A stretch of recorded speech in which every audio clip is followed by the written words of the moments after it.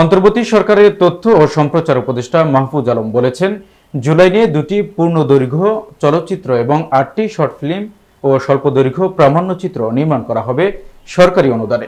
মঙ্গলবার রাতে নিজের ভেরিফাইড ফেসবুক আইডিতে এক পোস্টে একথা জানান তিনি।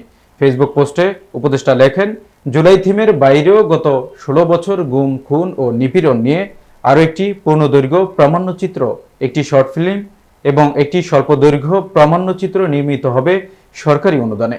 জুলাই নিয়ে পূর্ণদৈর্ঘ্য চলচ্চিত্র, প্রামাণ্যচিত্র ও শর্ট ফিল্ম নির্মাণের জন্য 5 কোটি টাকা বিশেষ বরাদ্দের ব্যবস্থা করা হবে এ সপ্তাহে।